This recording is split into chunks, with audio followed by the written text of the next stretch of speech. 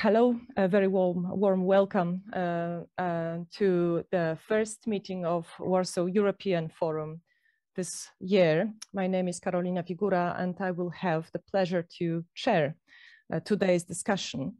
And our distinguished speakers today will be Maria Luisa Beck, John Love, Adam Daniel Rotfeld, and Mikołaj Ryabczuk. We will be discussing the long-term consequences for Europe, with a particular stress on Poland and Germany, of the invasion of Russia of Ukraine. And Warsaw European Forum is an annual series of events that we organize every year in order to discuss the position of Poland in Europe, but also the European integration. This year, there is a very strange repeating of history. When we started in 2015, we discussed, and some of you who were present that time, we discussed Ukraine, we discussed the Euromaidan protests, and we discussed the annexation of Crimea. And here we are again, a couple of years later, with the same subject, only in much more dramatic circumstances. So today, Russia's invasion of Ukraine will be the point of departure of our question.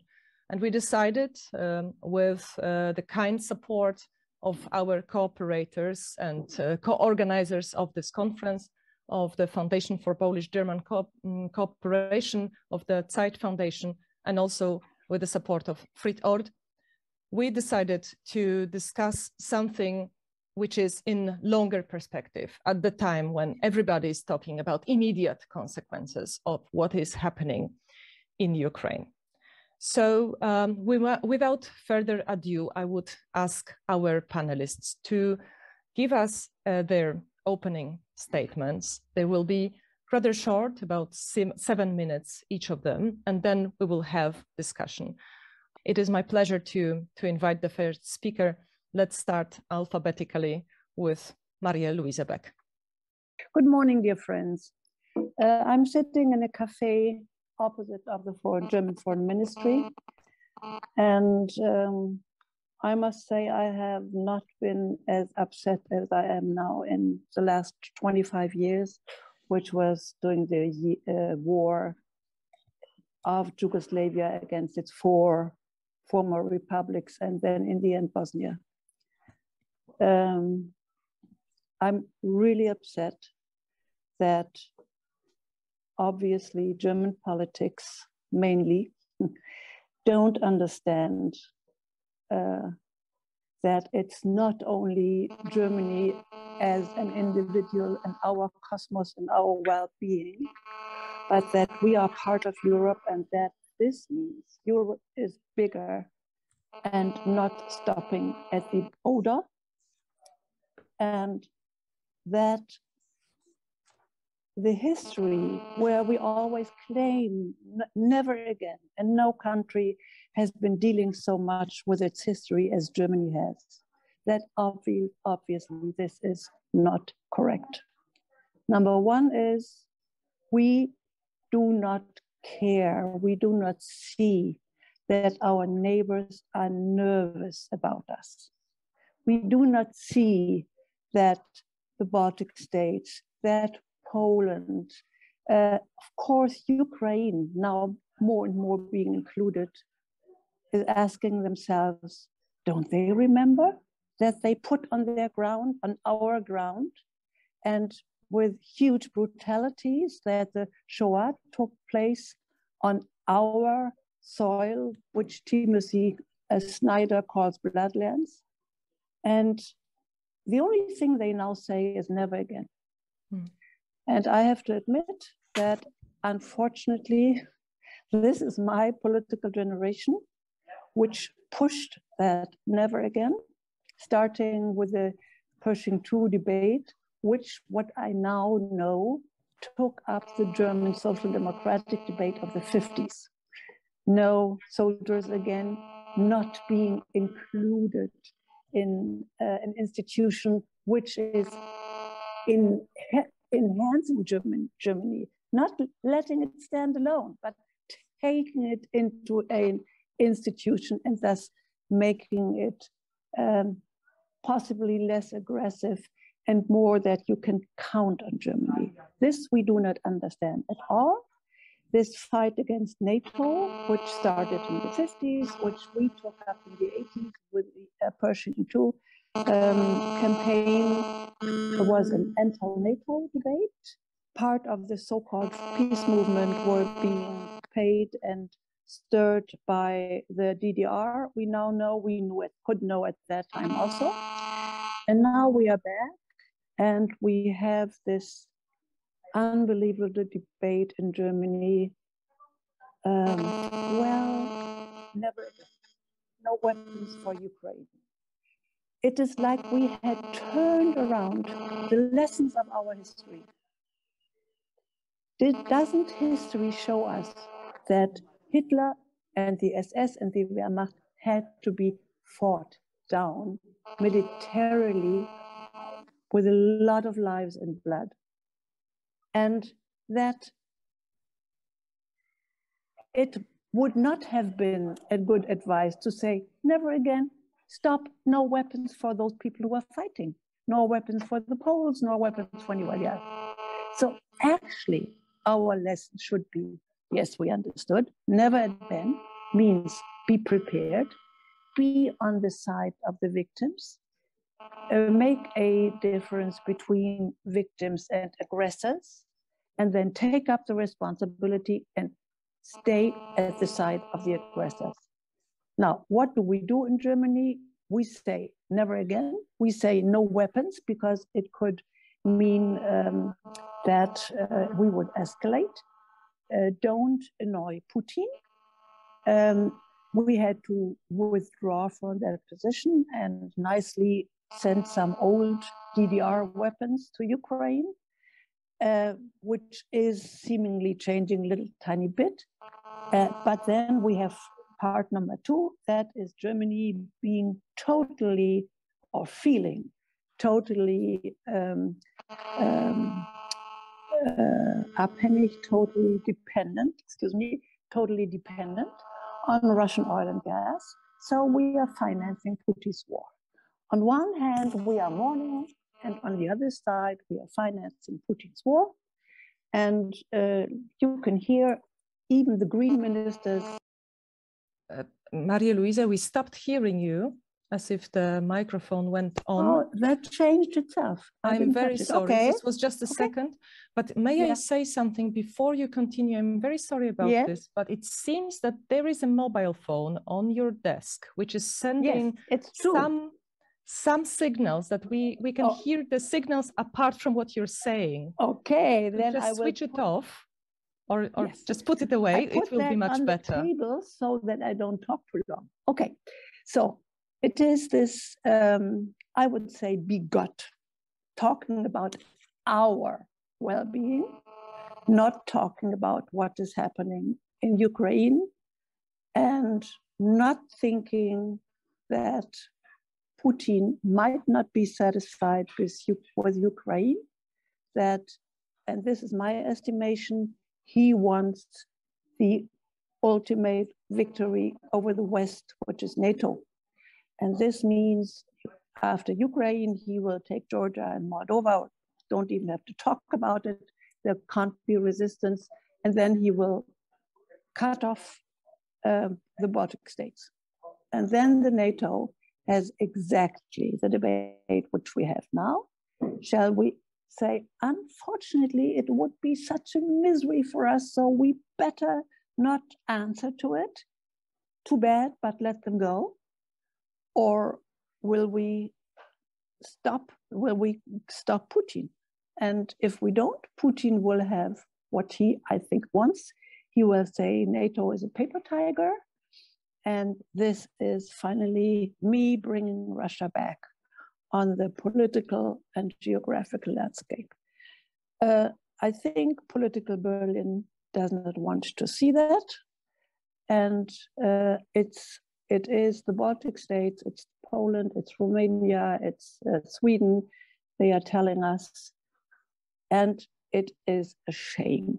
This is what I have to repeat every day. I am very very ashamed, especially of this being Hippocratic. I think this is the worst to stand. Being Hippocratic is the worst you can have in politics. And I think you guys, being from Poland and other countries, you will know what I mean. I think that's it. Maria Luisa, can I just take the chance that I have as the chair of this meeting to ask you, I have been observing the situation in Berlin very, very closely, and I have seen the turn of the politics of the country. I have observed it with a lot of hope. And I wanted to ask you, as a long-term co-maker of the politics in Germany, observer, analyst, and also as a long-term critic of the pro-Russian sympathies of Germany or pro-Putin, as you sometimes seem to suggest. Do you think this turn that we have been observing throughout the past 2 weeks, is it something that will stay? Well, I'm not really sure. 2 weeks ago, there was on a Sunday this special parliamentary session, and Scholz seemed to be our chancellor, seemed to be very, very decided to really now change our thinking, our politics. Now it's 2 weeks ago, and I have the feeling we are backing up. We are backing up, it's getting softer, it's about our risk, it's about making Putin nervous. And so all of those who were muted for 2 weeks now are coming back into the talk shows and telling us, well, if we hadn't started that whole deal with NATO in the first place, or take the example of EU, when we say it's not about NATO with Ukraine for Putin, even EU, it was about EU association, which is far from candidate status. Now it's Germany that is opposing to give, at least as a symbolic gesture, the candidate status to Ukraine. So I think we are already backing up, and it's our Minister of Economy, unfortunately, a Green minister, who says no chances, our economy can't stand what would be our price for it. And they think they can keep it away from us. And I guess that you people in Poland, now we have had the first attack in Lviv, which is 20 kilometers from the border. I think you guys know that it's getting closer and closer, but Germany, not yet. I will now ask John Love to take the floor and to continue with his statement. Thank you, Carolina. Good morning, everyone. I'm very pleased to be part of this extremely timely event. I was asked to answer a couple of questions. The first question, what was the reason for the weakness shown by German and European politicians towards Putin? So let me try and answer that very, very briefly. And I see 3 reasons here. Firstly, a reluctance to understand who they were actually dealing with.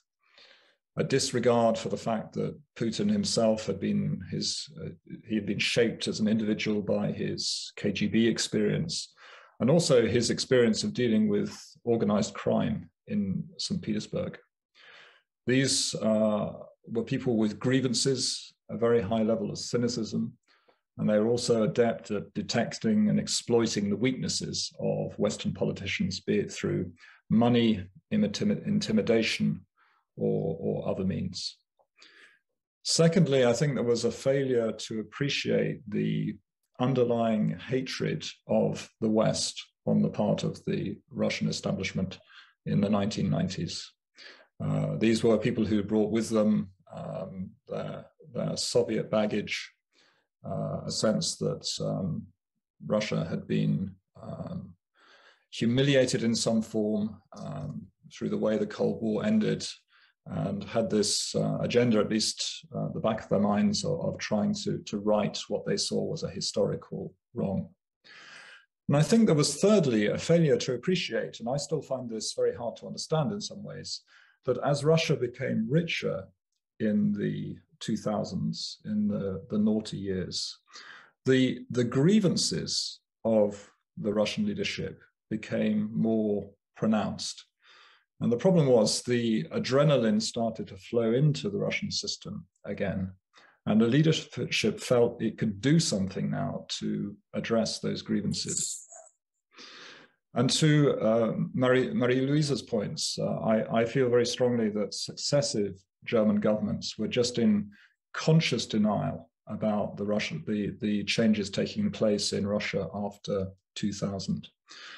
They were initially charmed by President Putin, and some of us remember very well, and this speech is often referred to still, the speech by Mr. Putin in the Bundestag in 2001. This German-speaking Russian president talking about the influence of German culture on Russia. It was all too good to be true. And then we had, of course, this Ostpolitik legacy in Germany of seeking change through doing more business. We saw the expansion of the energy relationship, which leaves us in this dangerous situation that we find ourselves in today. There was a sense in Germany that if you could just expand the trade relationship, then you would be creating a sort of alignment of interest that would allow you to avoid conflict. And when it came to energy, I found this puzzling dealing with German policymakers, that people just didn't want to see that Russia was using energy as a tool of policy. They wanted to view this energy partnership as mutually stabilizing because they saw that there was mutual dependency. In other words, Russia needed the market and Europe needed the Russian oil and gas. But this was despite Russia starting to develop oil and gas exports to China. Now, finally, I would say, I think for the most part, European governments were just lazy. They stopped studying Russia seriously. They didn't want to see how their weakness, in fact, strengthened Russian ambitions to revise the entire post-Cold War peace settlement. Now, Poland and the Baltic states most certainly warned us of the dangers, but generally there was, I think, a majority view in the European Union that we didn't want to take these warnings seriously. Angela Merkel, it has to be said, had a sophisticated understanding of Putin, but after 2014, she didn't want to contain Russia through a security framework. She preferred the path of this combination of mild sanctions, negotiation, the pretense that the Minsk peace agreements provided some formula for resolving a security problem in southeastern Ukraine, and she favored expanded energy cooperation with Russia at the same time, which I must say I found at the time really quite bizarre. Now, you asked me, just to finish very briefly, you asked me a second question: will the war in Ukraine change Europe's policy towards the Russian leader permanently? And I would say definitely. I don't believe that any European leader will be able to be seen shaking hands with Mr. Putin after what Russia has done to Ukraine. He will be seen for what he is, a leader who has abused his power to take his country into an unprovoked and unjustified war with Ukraine and spilt the blood of thousands of innocent civilians.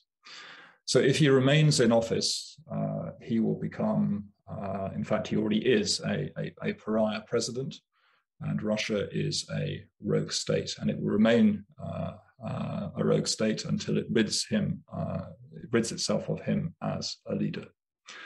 And I do hope that Western societies will increasingly call for Putin to be tried as a war criminal. There will be no repeat, in my view, of 2008, passivity after the Russo-Georgian War, and 2014, when Russia made its first attempt to take control of Ukraine. So this, in my view, is genuinely a watershed. I'll stop there. Thank you very much. John, I will again use my position as a moderator to ask additional question.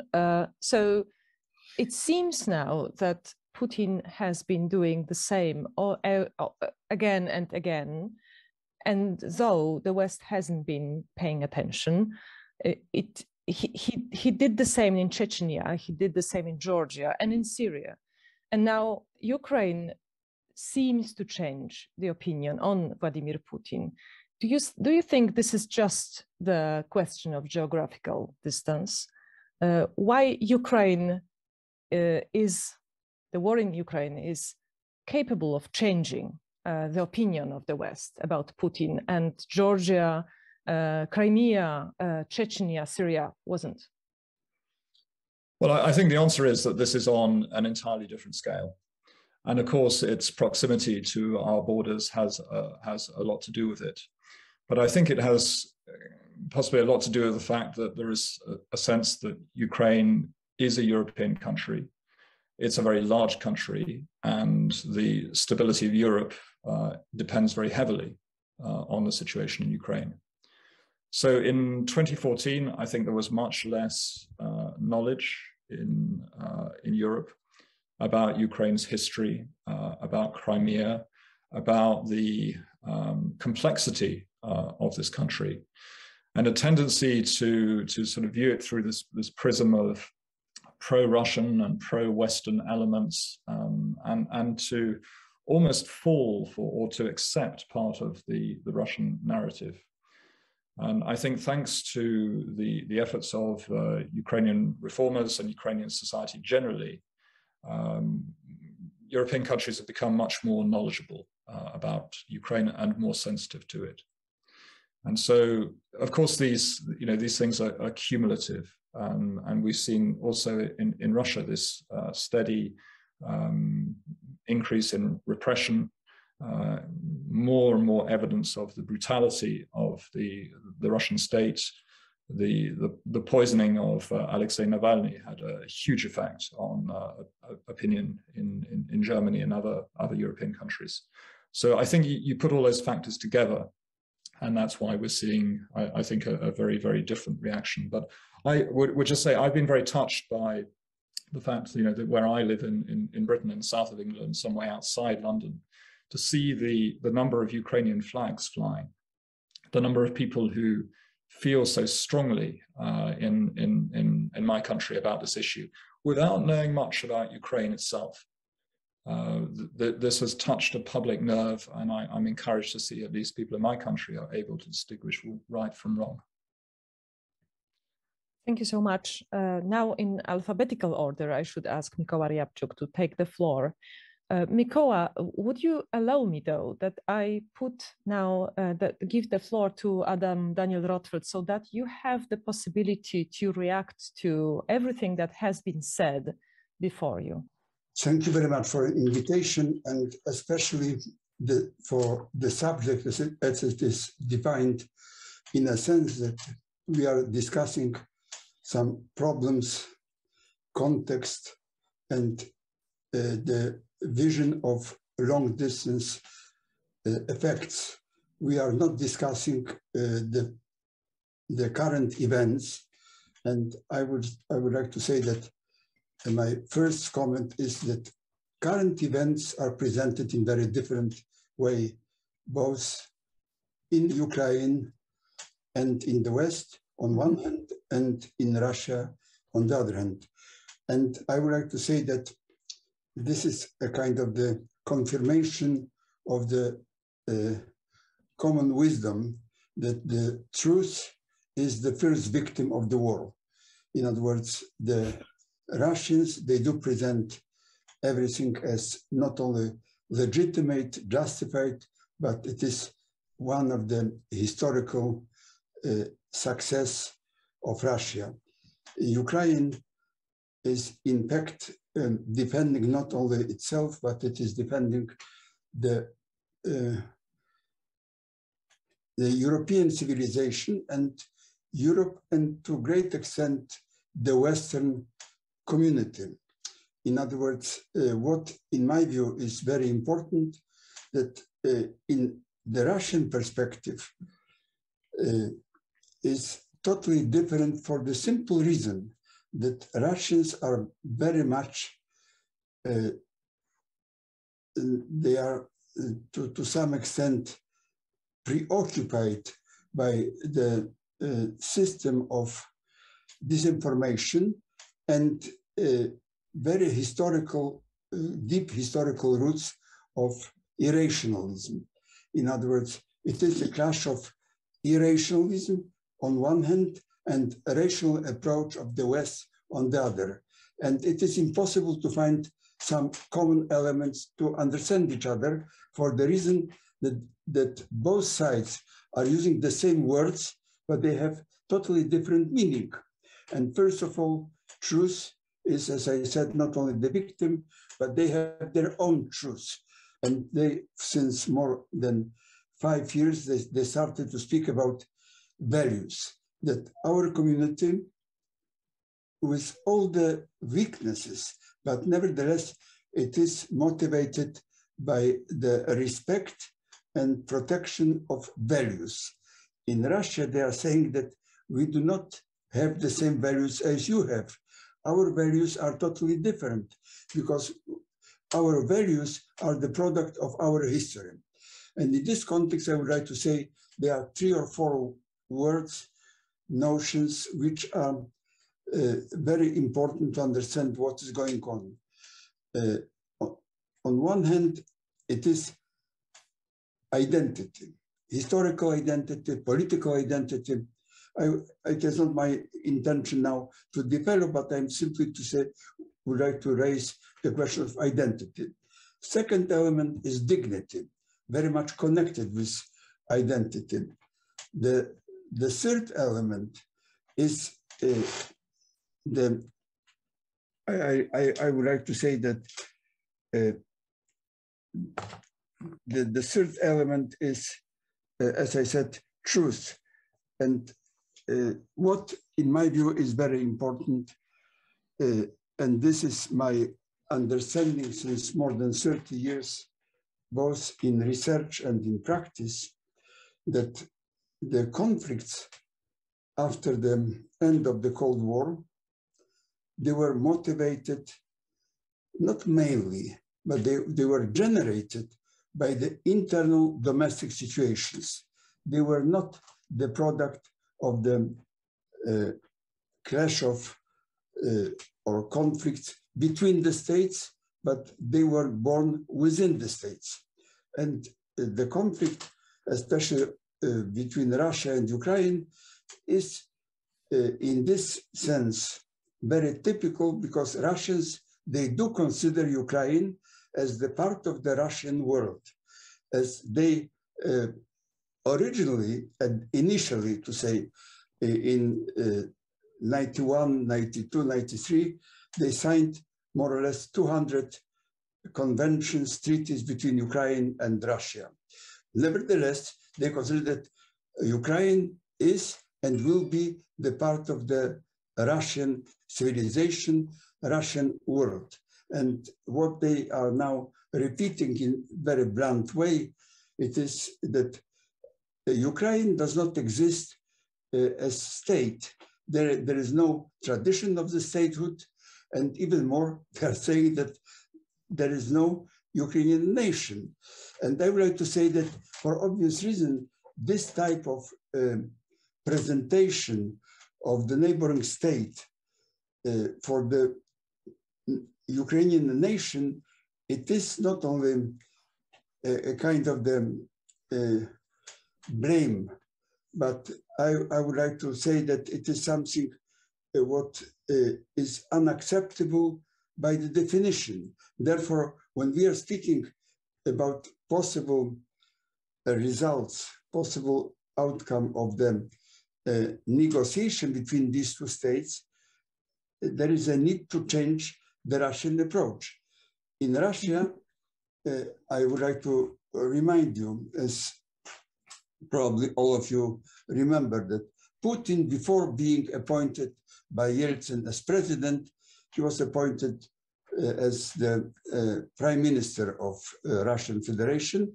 In his new capacity, he published in internet, not in publication, but in internet, he published his program.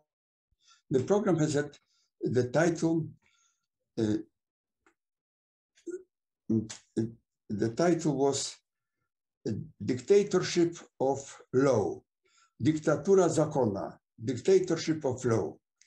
And I do remember, as at that time, I have been director of the Stockholm International Peace Research Institute, and we have had the research staff collegium always in Monday, since I have the weekend for reading what happened in Russia. I told them, you have to read this text, because 50% is definitely true. It is like the money in bank, dictatorship. The second part of the title, it is an open question. Whether they are going to respect the law or not, it is for me an open question. The law is considered as a kind of the facade, as a kind of the decoration, theatrical decoration. It is great theater. For very long period, Russia has had non-democratic system. I have in mind, I would say, the period after the revolution up to 89, 90. But in fact, Russia did not have democracy whatsoever. It was a very short period after the March Revolution in 1917 up to October Revolution. In fact, there were less than 6 months of democratic transformation initiated by the Russian government, who replaced the previous government after fundamental change. This revolution was known as Liberal Democratic Revolution. In fact, it was the beginning of democratic transformation. After that, we have had 75 years of non-democratic regime, but nevertheless, there were some elements of control, for example, of the special services in Russia. These services, they lost the control for the reason that, in fact, after the collapse of the Soviet Union, all the institutions collapsed as well. Administration, all ministries, etc. The only one which was untouched, it was the Agency of Special Services under a very different name. Recently, it is known as FSB. Before it was KGB, NKVD, Cheka, etc. Ministry of Interior. Nevertheless, this institution was crucial to understand the Russian system for the reason that institutions, the special services, are responsible for the selection of the leadership of the country. They are responsible for the control over the personnel.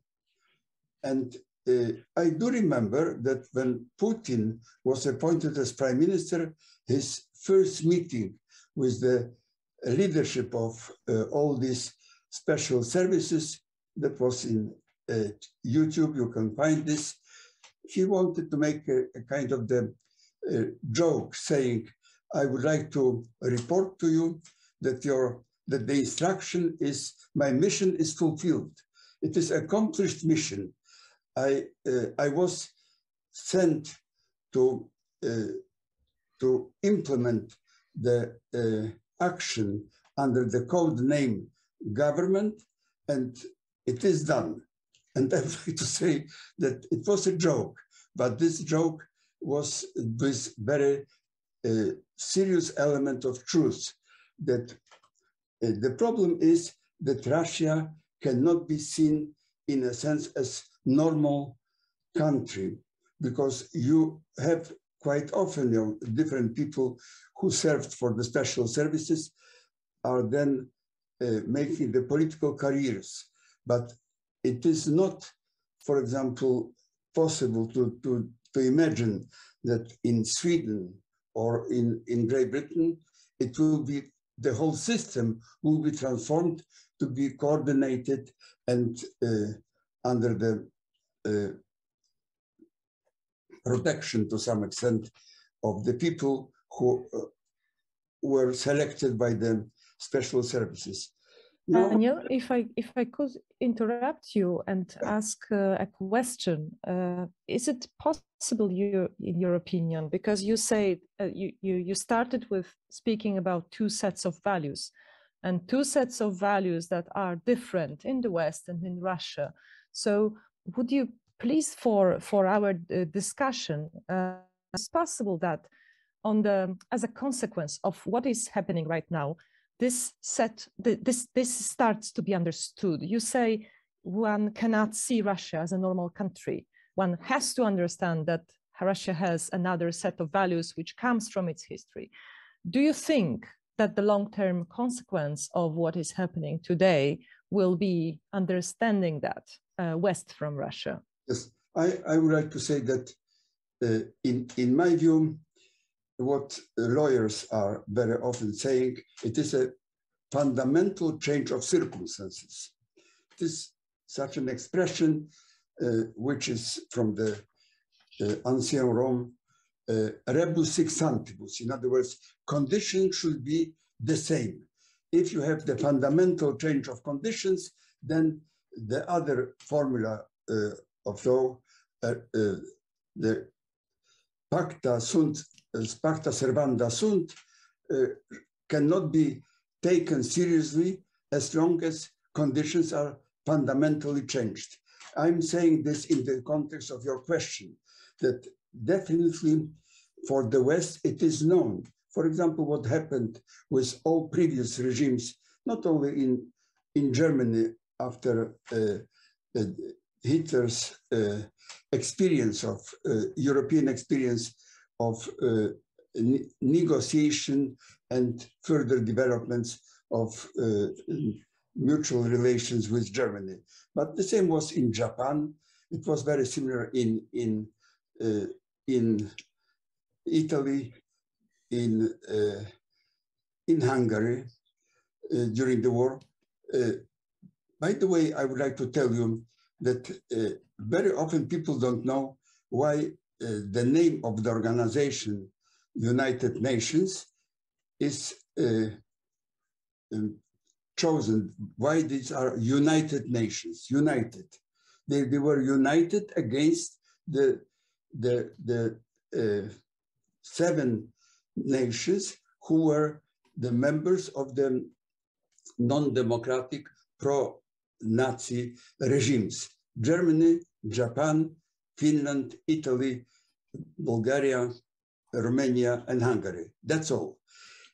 Now, all these nations, they are totally changed, and it is, I would say, they do belong to the community of very peace-oriented, peace-loving nations. Nevertheless, the whole concept of the United Nations was to unite all the nations who are against such a regime.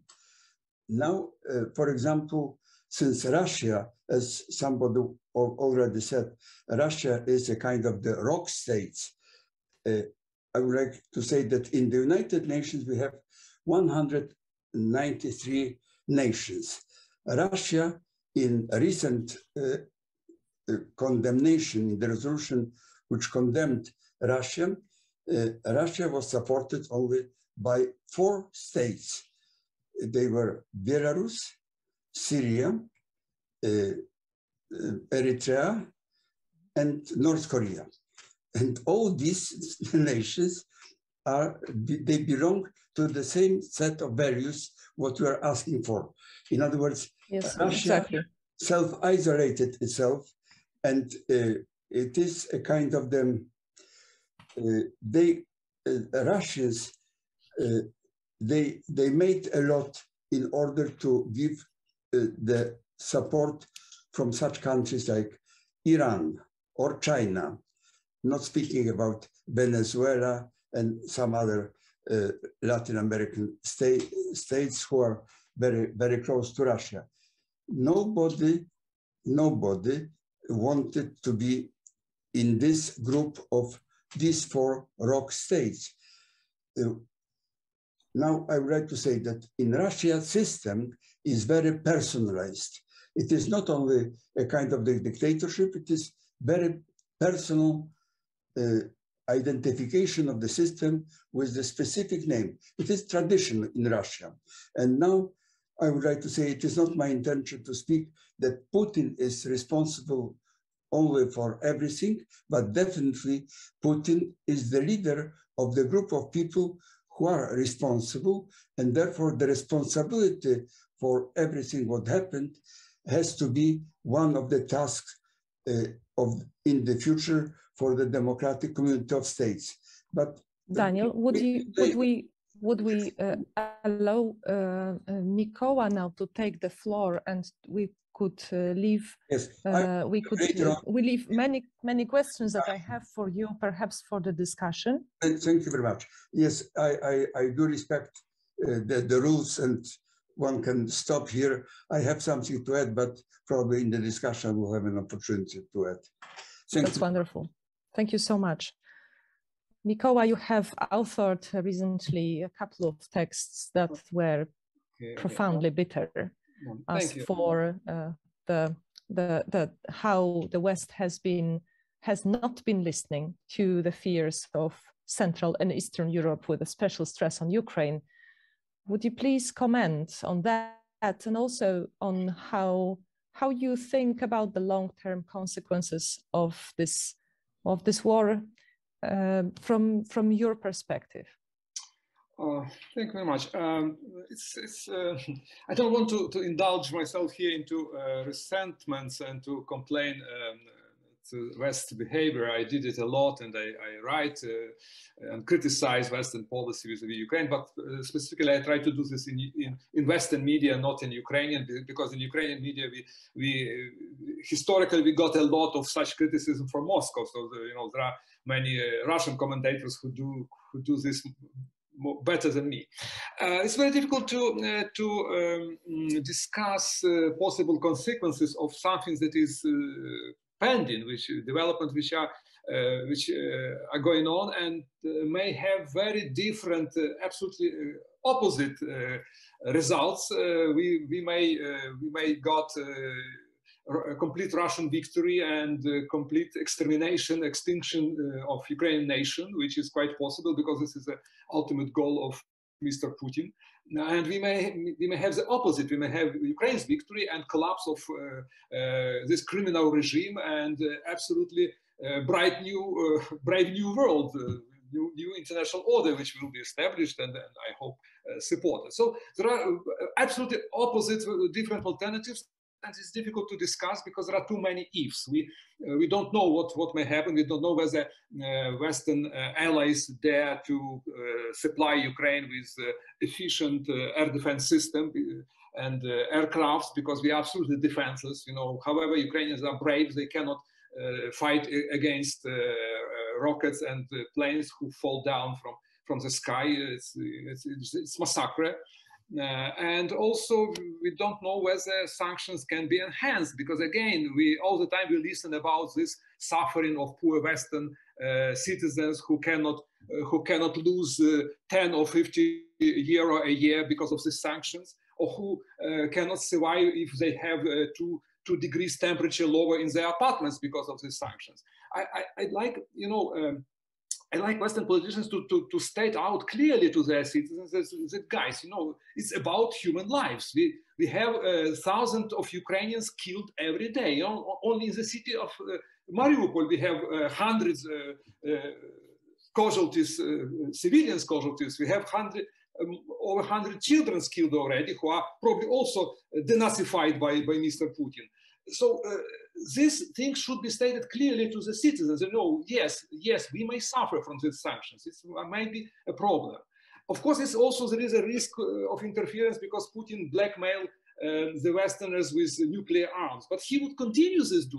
If you accepts this blackmail now in Ukraine, he would do the same vis-a-vis Estonia, vis-a-vis Finland, vis-a-vis Sweden. How far are you going to retreat? You know, blackmailer is unstoppable. He just is encouraged by all this appeasement. Wake up, please. Well, I intended to emphasize two points. First of all, I'd like to underline the issue of the main reason of Russian behavior, of Russian invasion, of Russian aggression, which finally began to call the invasion. You know, because for 10 years I was censored. Wherever I tried to write about aggression, about the war, no, it was conflict, it was crisis. It's another matter how this euphemism encouraged the aggressor. That's another topic. But you know, now we have to answer the main question.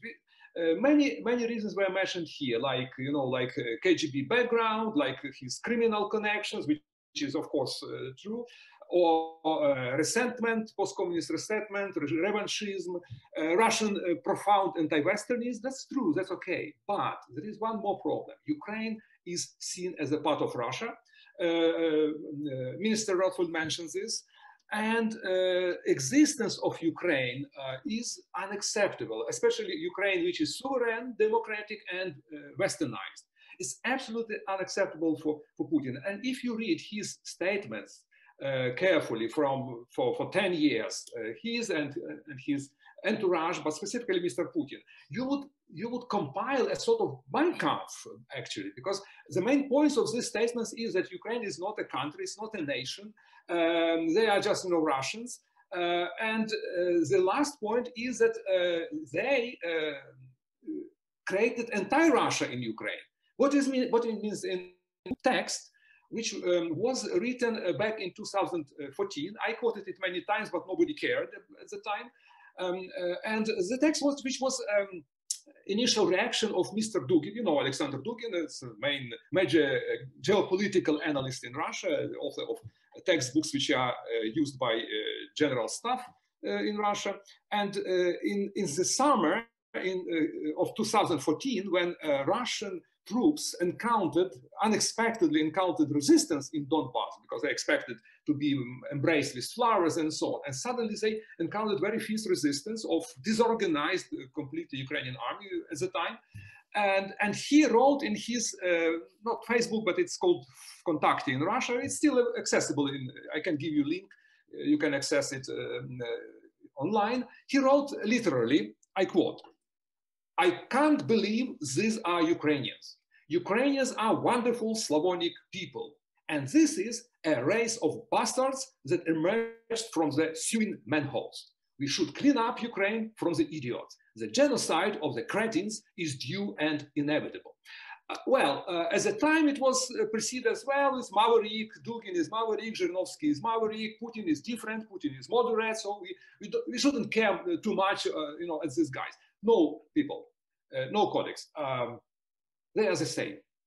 They are the heads of the same dragon, of the same imperial, West-hating dragon, dragon which may have, you know, radical fascist face of Zhirinovsky, which may have liberal human face with Dmitry Trenin, for example, but nonetheless they are heads which grow up from the same body. Please understand this.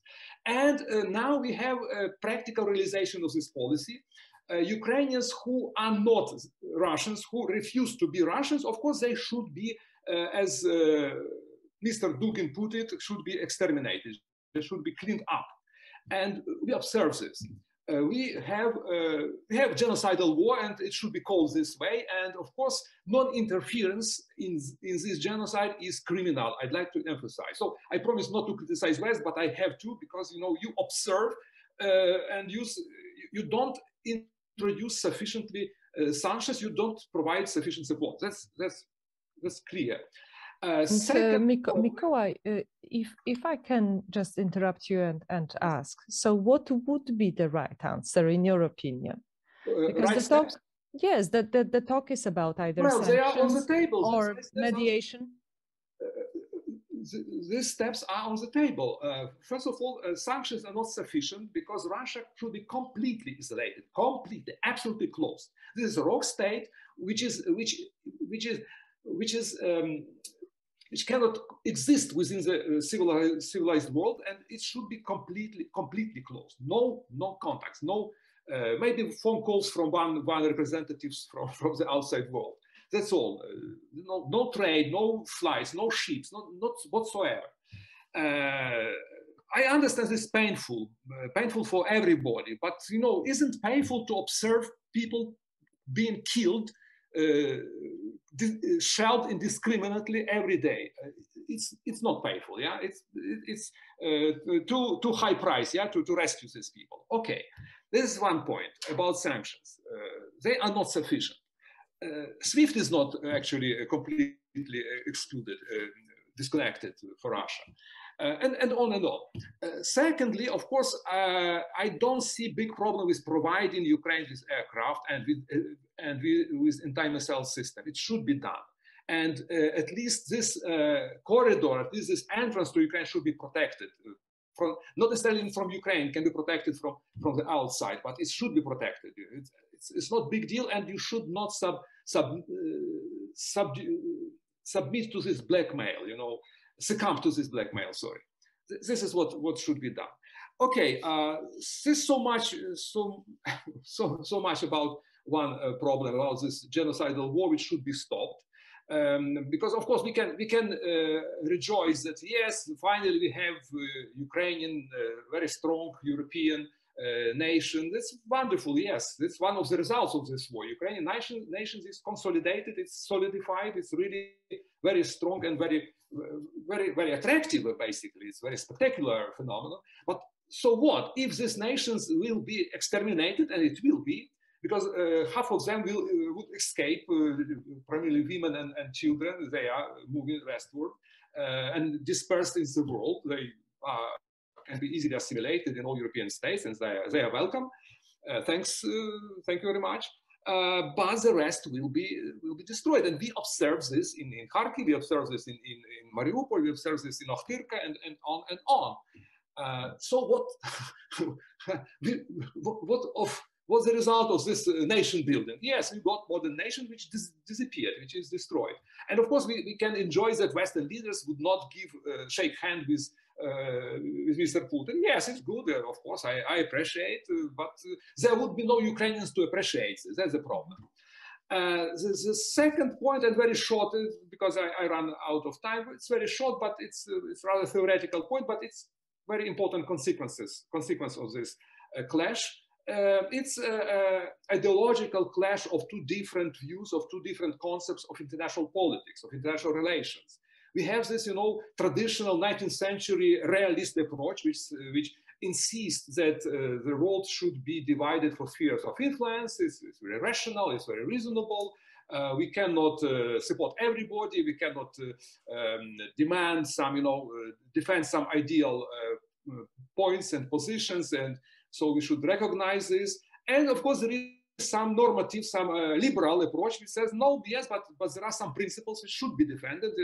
International politics can be organized as, jungles, as Darwinian world. There should be some rules, some values, and should be observed. Of course, this idea, it's not absolute idealism.